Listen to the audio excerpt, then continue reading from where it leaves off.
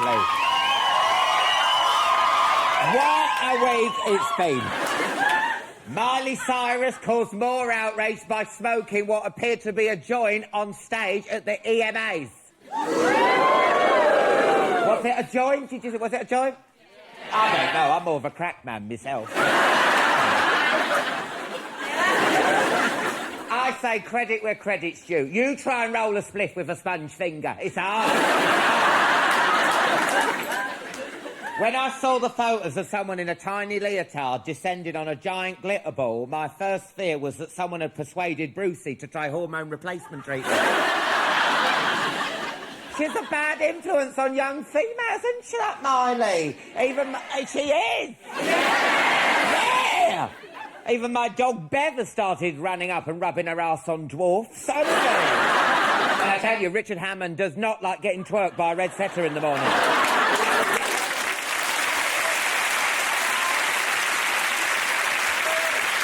I'm a Celebrity announced this year's lineup. Have you seen it? Carlton from The Fresh Prince. Princess Di's dress designer, Steve Davis off the snooker. The only way any of these people are celebrities is if you went into a coma in 1981. And they said they were going to get a Kardashian in there, didn't they? Yes! Don't tell me they didn't want to go. They get everywhere, that lot, didn't it? They're like dog hair. Big Mo from EastEnders is in it. She's perfect for the show, isn't she? I mean, let's face it, she's been pulling a face that looks like it's just eaten a kangaroo anus for the past 20 years.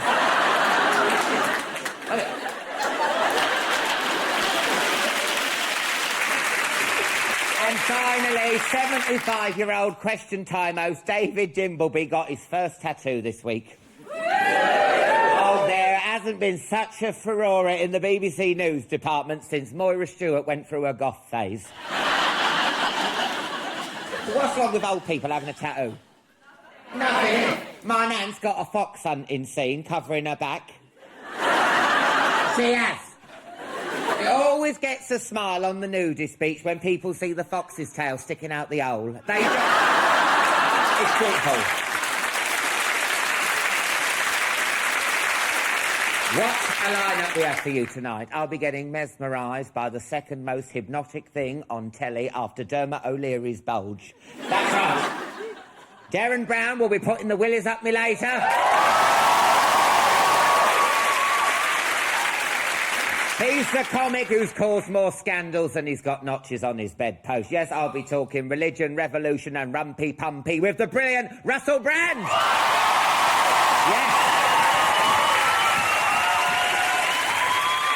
There'll be music from The Wanted. I know. But first, put your hands together for the last leg legend and stand-up superstar from down under. That is Adam Hills.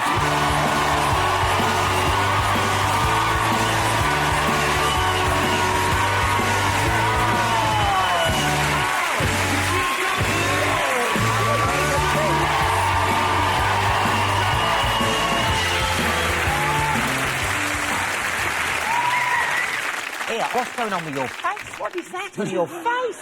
Thank you for being so sensitive about it. It's Movember. I'm doing Movember. I'm trying to grow a moustache. I mean, I think I've done all right for 2 weeks. Yeah. But why have you got like that? That's almost getting into buggery grips.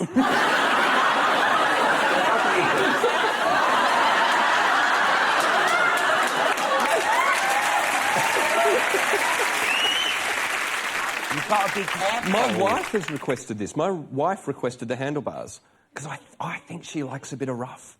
I don't know, I like you clean shaven. Do you? Yeah, it's that little bit there, just like... You're not... OK. No. Do you like it, though? Do you think he looks a bit porn... He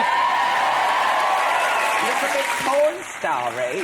Do you know how I came about that? It was because the last time I was on tour, I used to talk about how more men should have their prostate checked. Because not enough men do. No. And it's important that men do. And I think men are very scared that it's going to be the most painful thing in the world. So how do they test the prostate again?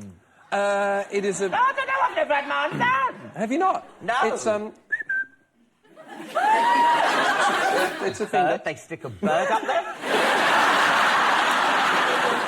You wonder why men are scared about having it checked? They're putting a starling up your anus. What do? They say... It is a finger. It's a finger test, yep. But I've had mine checked, and I can tell you from personal experience, if you know, it will only hurt if your prostate's inflamed, in which case it's a good, it's a good thing that you're seeing the doctor, brilliant. If your prostate's healthy, in all honesty, feels kind of nice.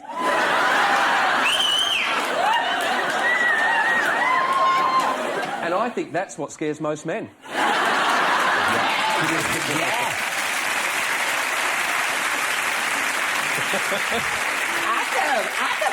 I think you're coming over to the dark side.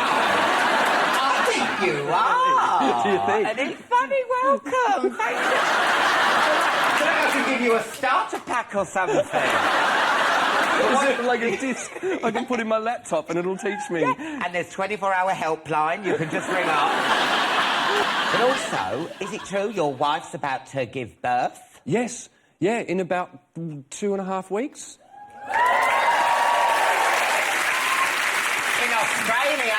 Yeah, she's in Australia at the moment, but I've got to finish this tour. So I'm on kind of high alert. Oh, my God. That if she pops... And we've already got a 3.5-year-old daughter who's been, honestly, walking up to my wife's belly, and she did this on Skype the other night, putting her hands up and saying, "Hello, it's your big sister.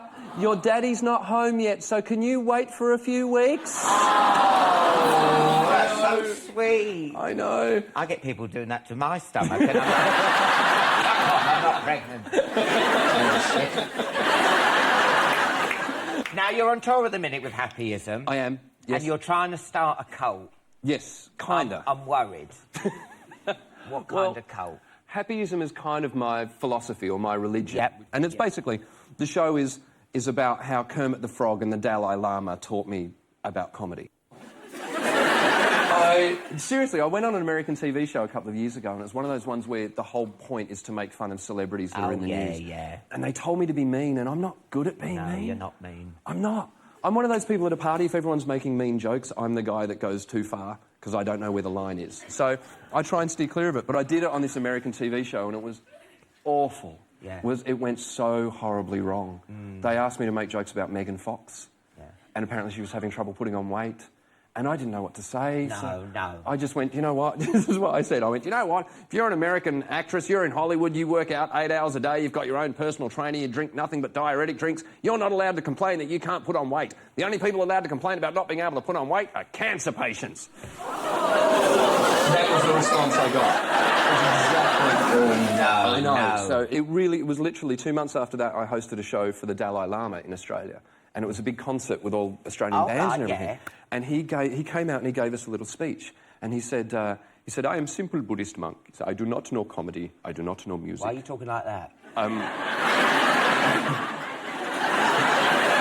Who's that? Are you being... Because the Dalai Lama... Does he talk like that? He sounds remarkably like the Count from Sesame Street. One level of enlightenment. No, that's how he talks. He kind of speaks like that. And he said, my message is, he said, you all have a microphone. You must use it to say something. And everyone went, oh, that's beautiful. And then, I'm not kidding, he kind of did a comedy routine. Like, he said, for example, tell people about non-violence, not peace. Countries go to war for peace. How can you fight for peace? That is crazy. You cannot fight for non-violence. I prefer his earlier stuff, to be honest. So basically, between the Dalai Lama being lovely and then not long after that, I got to do a show with the Muppets. And I had a real weird moment of, I was asked to drop a joke from my act in order to go on stage with the Muppets. Yeah. And I thought, should I do it? Because it was a really good joke and I didn't know whether to... And they said it was inappropriate. And then a friend of mine just went, just stuff the joke, touch the frog, you dickhead. So honestly, the theme of my show is touch the frog. Yeah. And to the point where I think we've got it here, and it was only given to me tonight, someone has sent in a cushion that they've made. There you go. Oh, careful. Someone's sent in a touch the frog cushion. And with a KD Lang on it. Who is that? Who's that? That's, it's meant to be me. You need to get a bloody, didn't you, biro and, like, fill in, get the handlebar moustache so he looks like one of the village people. Before we look at a clip of Happyism... Yep. Who's that woman at the side of the stage with you? With the old... The sign interpreter? Yeah. How do you know her? Yeah. Her name's Catherine, and years ago I was doing a show in Adelaide, and it was a disability arts conference, and they supplied a sign interpreter. Yeah. And I'd never worked with a sign interpreter before. And what I realised was there were deaf people in the audience who were really enjoying watching her and actually enjoying my stories. Oh, right. And I'd never thought before, until then I thought, oh, of course. There are people who can't watch stand-up comedy because there's no sign interpreter. And then I realised you actually get more laughs out of watching your act being signed. Yeah. So ever since then, I've used a sign interpreter whenever I do shows and festivals. We've got a clip here. This is a clip from Happyism. This is Adam talking about some of his favourite town names in the UK. Even English town names sound English. I love getting on a train here and just hearing, the next train is all stations to Cockfosters.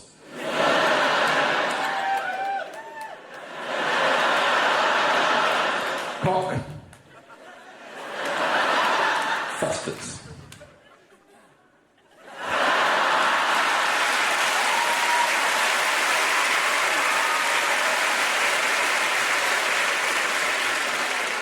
Stopping at Tittington. Buttsworth. Heron's Egret. Bishop's Hedge. And all stations to Spinster's Minge.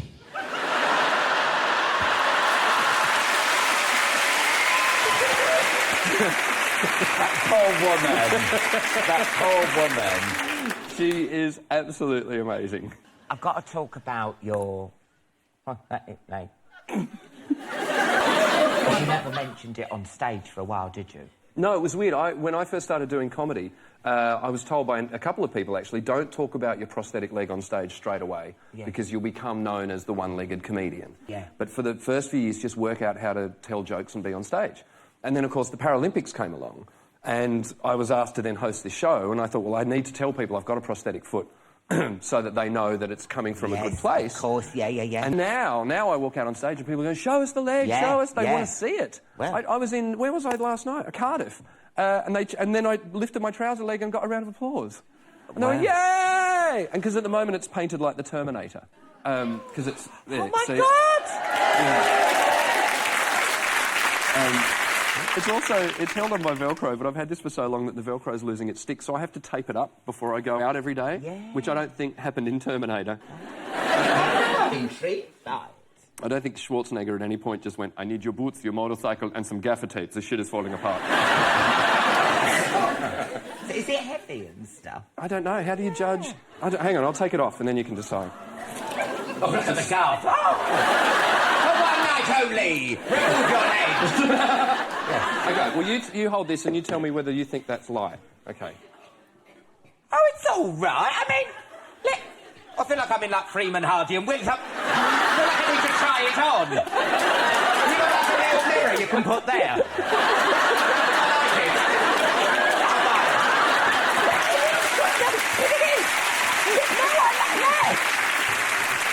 I like it. Just take a few seconds to do it back up again. Oh, well, you do it up, love, and, But it does always go off in metal detectors.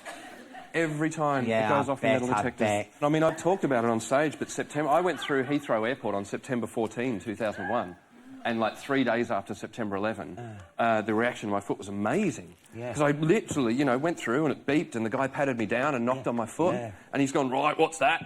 And I just went, I'm so sorry, it's an artificial foot. And he went, oh, shit, sorry, mate, go through. Oh, shit, there might be a knife. No, go, mate, go. With a look in his face, I don't care if the plane goes down, I don't want to offend a spastic, just go.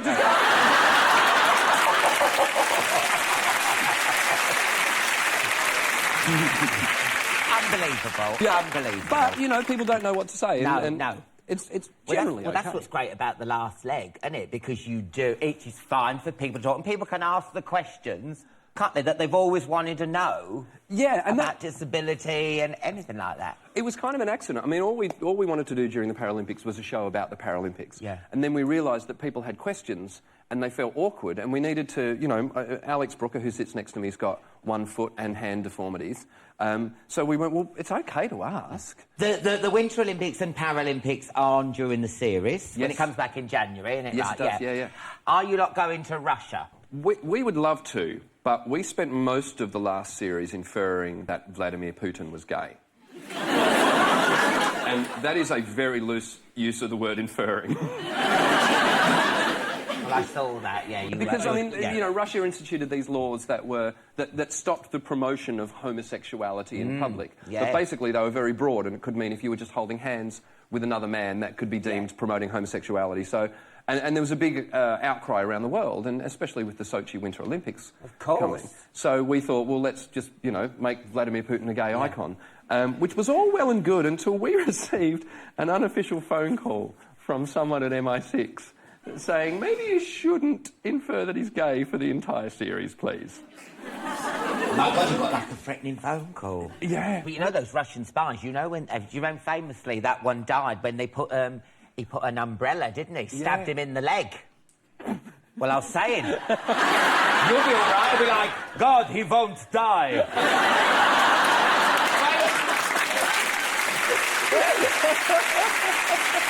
Imagine that. He's invincible. Every time they stab me, I get up. What is this guy, the Terminator? Funny you should say that. Good luck with the tour. Oh, thank you. When's the DVD out? It's out Monday. Ah, Adam Hills, everyone! After the break, Derren Brown, The Wanted, and Russell Brand will be here. See you in part 2.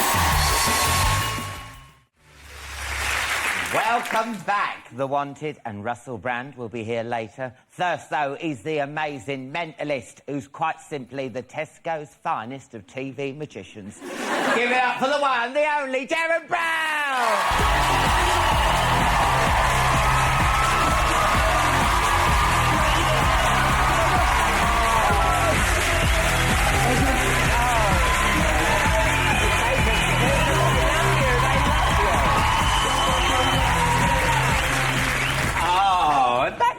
Really nice. Does everyone get that?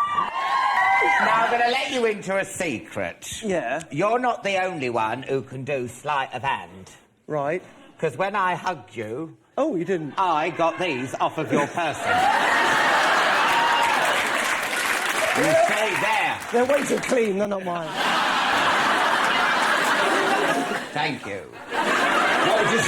What would you like to drink, love? Oh, what you got? What would you like to drink? We've got like martini, there's a Lambrini, there's a Sierra tequila. No, they like tequila. I'll go for rum. I'll have a rum, whatever that is. Okay, Thank you. rum Karuba. How many you driving? No, not I never know measurements. I don't know. No, you don't know, do you? You think this is how many inches is that and all that?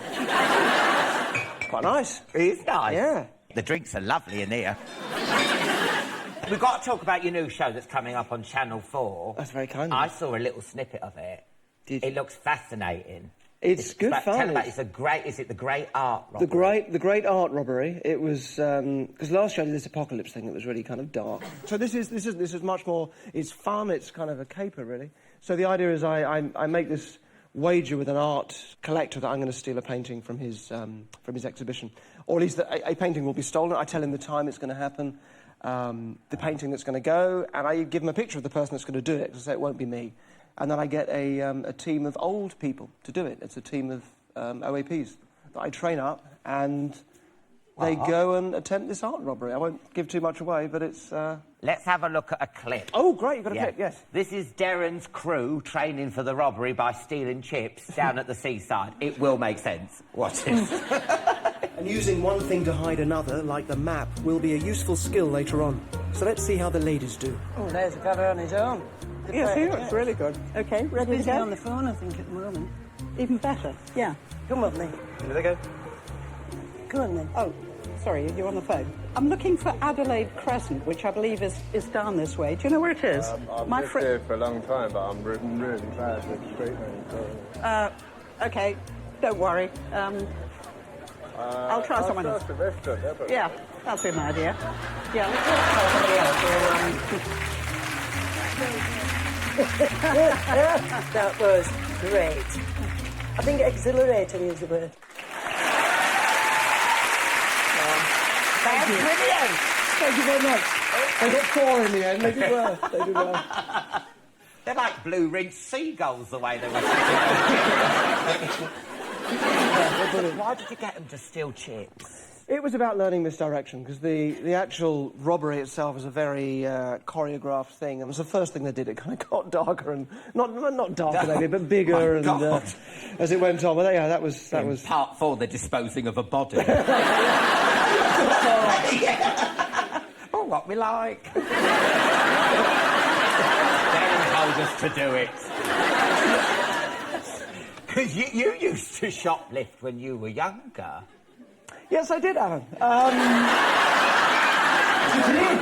It started off as sweets. It never got too bad. I got caught, nearly caught. I stopped eventually. I went to Harrods. And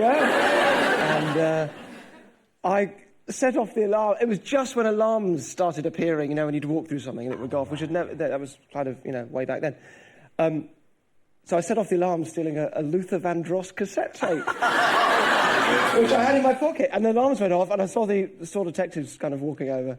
So I kind of went through this whole pantomime thing. Oh, what's that? Is that me? Oh, my God, I've got this. No, how embarrassing. And I'll go, because I could see them walking over. Yeah. So I put it back, and I thought, no more. But there was a point when I was about 17, I looked around my room, my bedroom. I think everything I could say, apart from the bed, I had stolen it. Yeah. You said that you got into magic to overcome your shyness. Was you shy as into a magic? child? Yeah, I was. You probably were as well, weren't you? I think it's a common thing for performers. Sort of shy, maybe annoying. Yeah. You think you're shy, but you're being annoying, isn't it? I think you become annoying when you start to make up for your shyness. Yeah, you know, that's I think when my you, problem. rather than just being shy, which is fine, it's when you start... You know. Magic is the quickest, most fraudulent route to impressing people. I think, you know, you look at a lot of magicians and you can see the lonely child in the background, and I was definitely one of them. So I got into it at university, really, and it was definitely was a way of impressing people. So I always had a deck of cards with me. I always had to, unless I was doing a trick, I didn't know how to get people to like me. That was kind of my... Oh, no, it's awful. No, but really, don't... because it was obnoxious. You'd have hated me. You really hated me. It was vile. And then I think after a while I kind of... You weren't going up to people going, oh, what's this behind your ear? You did, and I hate those people. Not far off. See, they're minding your own business. What's this? A rope? I was wearing a cape. And you wore a cape? Yeah, I'd appeared... I mean, I loved it, but in my 20s I lived in Bristol on my own. Oh, quelle surprise. I had a long cape and I think I had a drop earring at one point. Oh, no! You're like Jack Sparrow. Yeah. I was. I thought I was like a sort of poet-philosopher. I was a kind of gay leisure pirate. I think Now, back in the early days, you were a Christian, right? Yes, I was. Yeah, big time. Is it true some of the people at your church basically thought you were the devil? Kind of. I'd sort of this was at university, so I'd started doing the hypnosis. I didn't sort of think anything of it. I just thought it's psychology. That's interesting, isn't it? It's the mind. If you believe in God, then surely the mind is the pinnacle of creation. Yeah. But no. It was... I did a show once, and the back half of the room was the entire Christian Union talking in tongues and trying to exorcise me, get the demons out while I'm hypnotising people on stage, which was amazing. But didn't they send you to a camp to stop you being gay? There was... I had a friend who was very into that movement. He was gay, as was I, and still am. But we were both kind of... He was unhappy with it and had heard about this course. Yeah. And, you know, like, I don't know, you probably did the same thing, but you certainly... often not uncommon to have a phase where you think, oh, maybe it'll pass. Yeah, maybe it'll pass. I thought. That's what I thought. Yeah, exactly. And then... I think it's terminal, to be honest.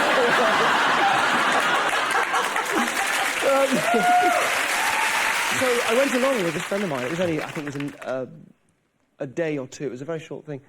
And yeah, they do. They have this whole kind of way of curing it, as they see it. Yeah.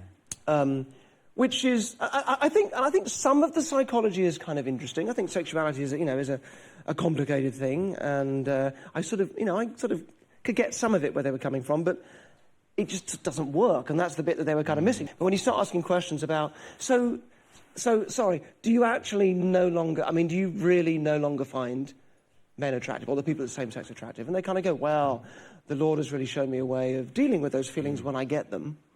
And I no longer have... And I'm like, sorry, but you still get the feelings, yes. but you... And it starts... Well, it just doesn't work, does it? I had one guy literally go, well, the Lord has given me a fabulous wife.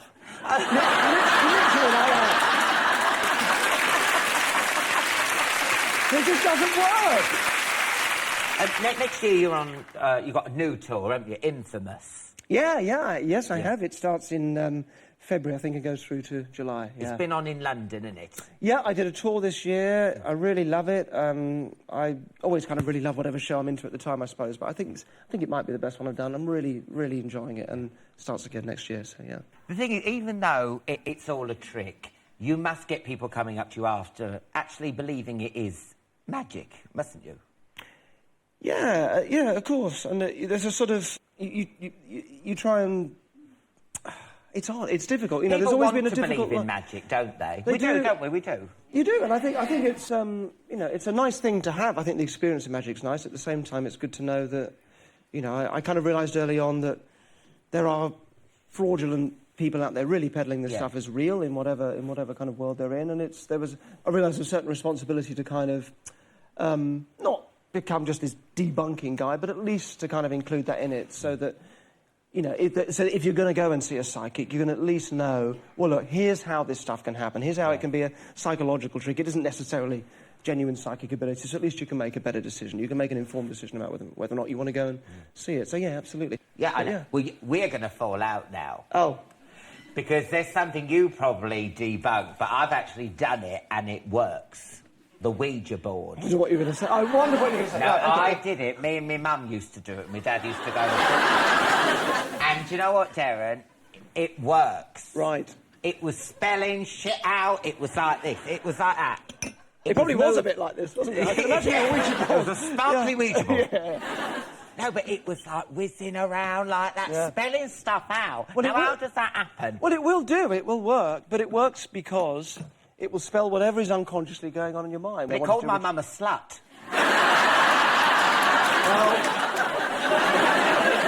It did. It did call my mum a slut, and then it went to spell out homosexual. I was 13. Your fingers were on the glass at the time? Yeah, mine and my mum's. He went H-O-M-O. I went, all right, that's it enough.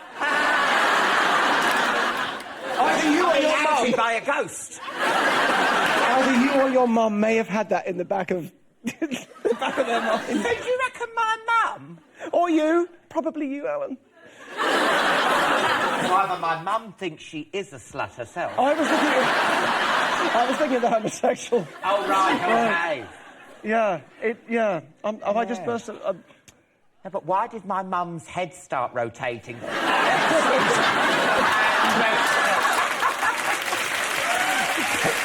Good luck with the great art robbery. I can't wait to see it. When's it on? Mid to late December, they're saying at the moment. Don't know an exact date. Oh, wonderful. Just before Christmas just or before something. Christmas, yeah, I guess so, yeah. Derren Brown, everyone! After the break, The Wanted and Russell Brand will be here. I'll see you in part 3. Welcome back to part 3. The Wanted will be here in a bit. But first, he's flirted with controversy, he's flirted with scandal, and he's flirted with your mums. Give it up for the comedy god who causes a storm in a teacup and a storm in a double D cup wherever he goes. It's Russell Brand!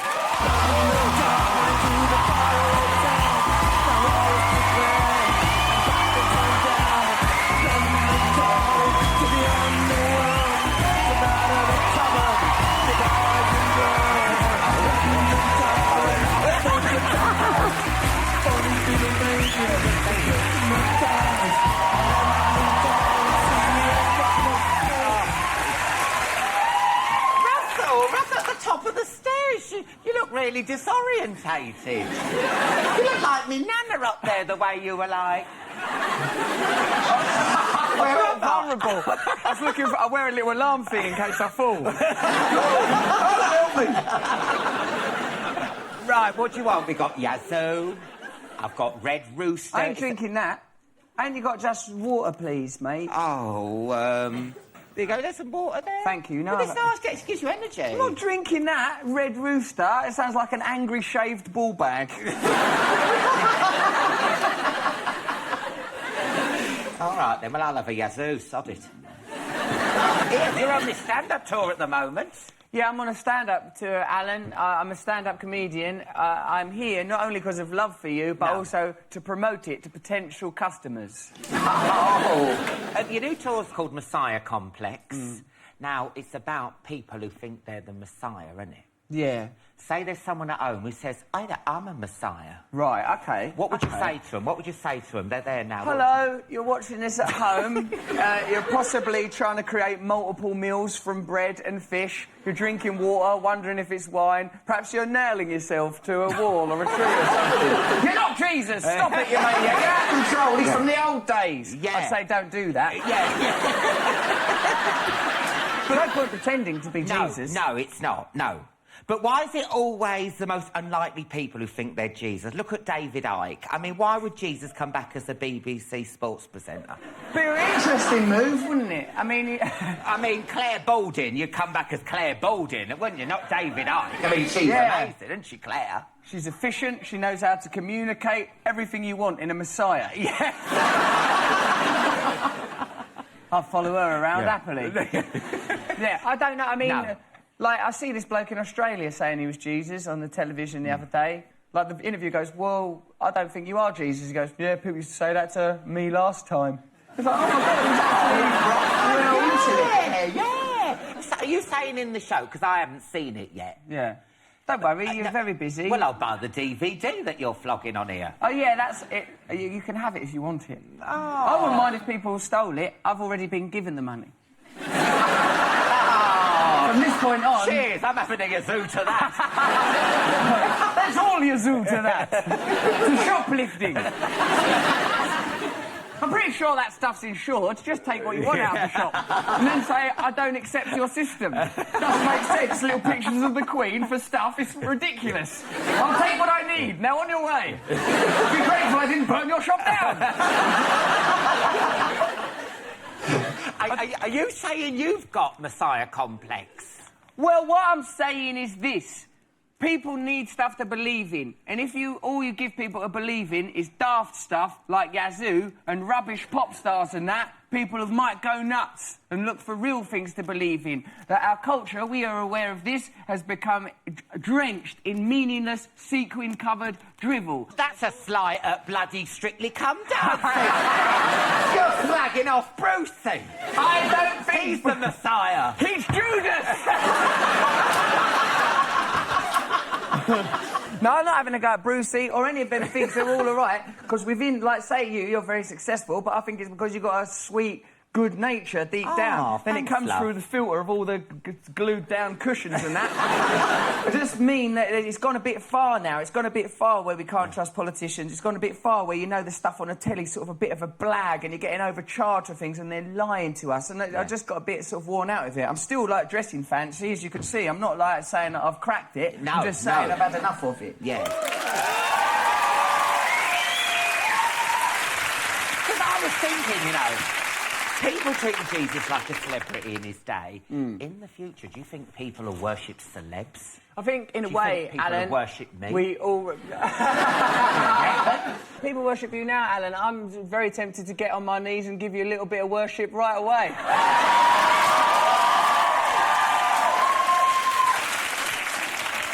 The altar of Alan! Whisper your sweet prayers into Alan's magical lap. So say I started Alanism, yeah? How would I go about it? Is there an online form I have to fill in? I think what you've got to do, really, Alan, is be prepared to die for what you believe in. Oh, no. No.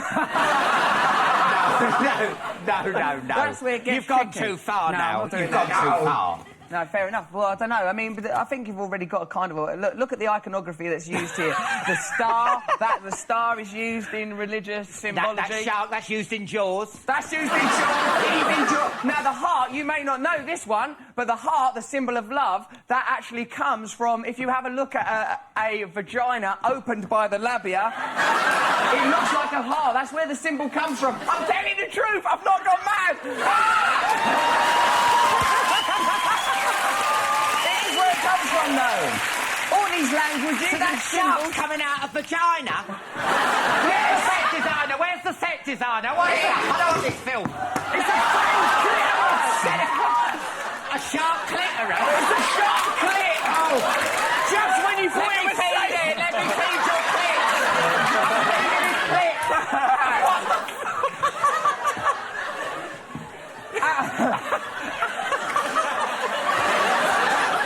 There, everything's going really well. Good girl. Good girl for your two gay dads. Yeah.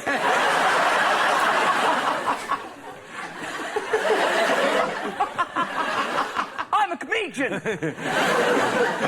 Your DVD's out. This is the Messiah Complex. You have a little look at this clip, and I'll have a bit of your zoo. Oh, fucking little Gary Lineker's there. You can't ignore Gary Lineker. Oh, just sat there, Gary Lineker, looking all fucking perfect. Did you get that seat yourself, Gary, or did Peter Beardsley organise the seat, set the seat up, and then at the last minute you just came and sat down? Yes, yes, Gary Lineker, even great. You don't love him.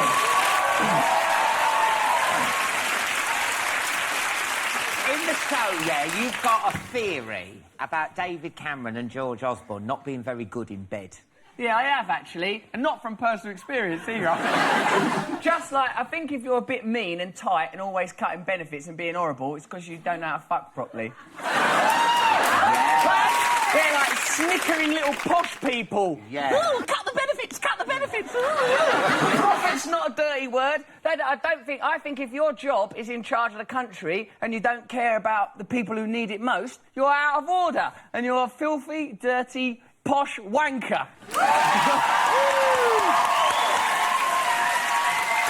And to be honest, I don't trust that Ed Miliband either in the sack either, would you? Yeah, I think he'll be really brilliant. I think he's glad, man.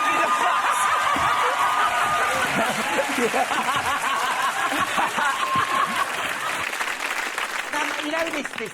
You know, you're saying get rid of all the government. What do you want? Do you want one big giant harem? What do you want? Because we have to have someone to lead us. We do, mate. We do, I suppose. But look, we live in too many illusions. The reality is there is one planet. There is a certain amount of people on the planet. There are a certain amount of resources on the planet. None of them things are going to last forever. So we need systems in place that acknowledge the reality. Not systems that benefit elites, but systems that acknowledge the reality. The people need to have access to the resources. Can't lie to people so that people in power can continue to augment and grow their own power and satisfaction while normal people are exploited. So we just need to look at the reality, is all. And, of course, there will always be hierarchies. There will always be a degree of inequality, but not the galling inequality that we suffer now. This needs to be addressed and changed, but it will change because people are aware and people are awake now. And after the break, we'll be talking about recycling. Yes. So... I'm going to be using this shark head to scare Alan's husband. Yeah. We've got to take a break there, Russell. Join us again in a couple of minutes. We'll be chatting some more. And the Wanted will be performing. See you in part 4. Welcome back to part 4. The Wanted will be here in a bit. But look who's still here. It's only Russell Blinking Brand.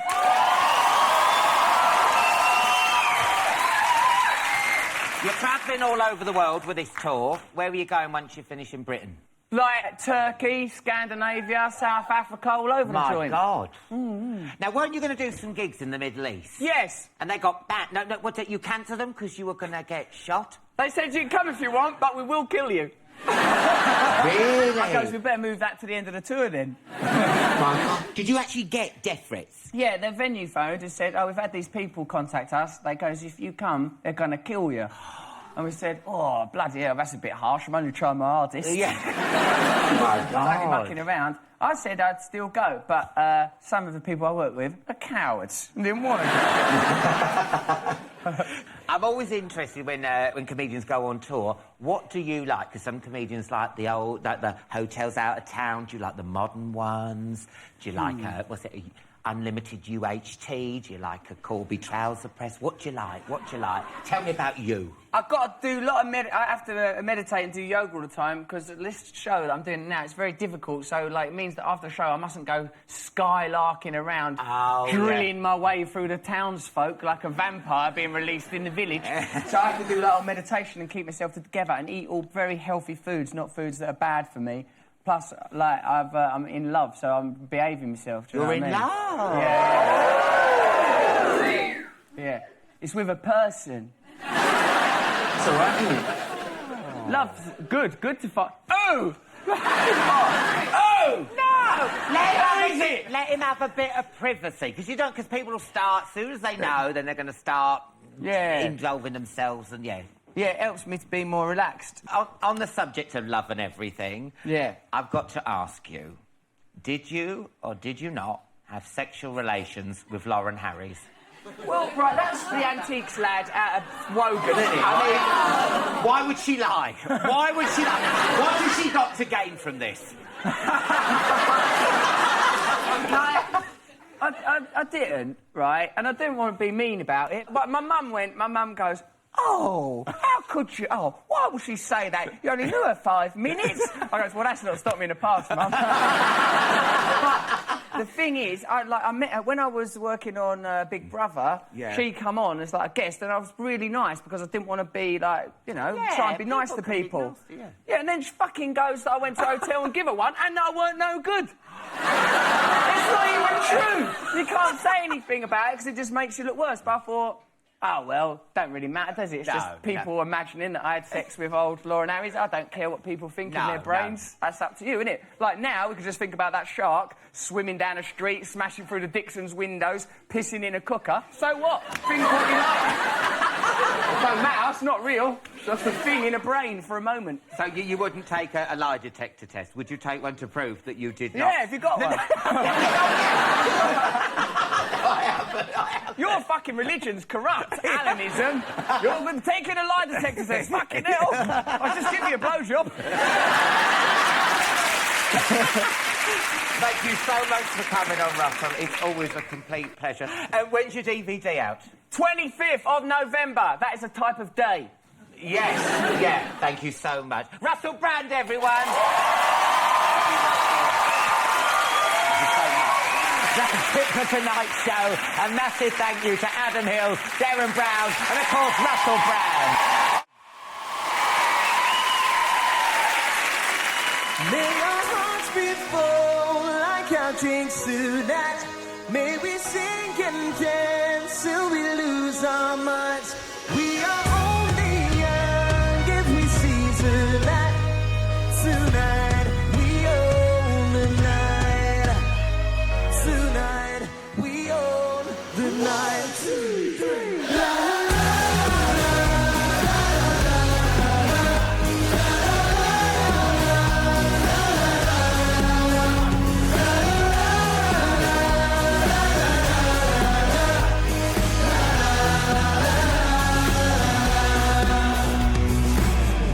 Time is over, lying in my grave, written on my tombstone. I wanted to say this man was a legend of his time. When he was at a party, the party never died. Hey, yeah, everybody's got a dream, so what do you say? Are we making history? May our hearts be full like our drinks tonight. May we sing and dance till we lose our minds. We are only young if we seize the night. Tonight we own the night.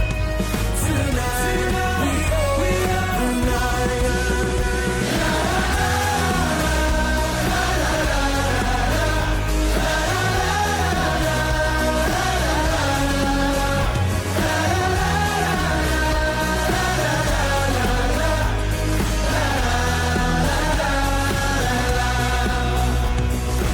For tonight I'm famous, for tonight I'm king, and I will be remembered for centuries, they'll say. This man was a hero of the night.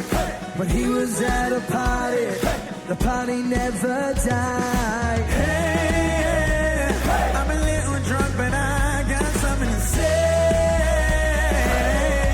Hold your jaw. May our hearts be full like our drinks tonight. May we sing and dance till we lose our minds. We are only young if we seize the night. Tonight we own the night. And let us wake up inside a stranger's bed. Let us drink until there is nothing left. And it's like my friends, we will not forget. Tonight we own the night. Tonight we own the night. May our hearts be full like our drinks tonight. May we sing and dance till we lose our minds. We are only young if we seize the night. Tonight we own the night. Tonight we own the night. Thank you very much.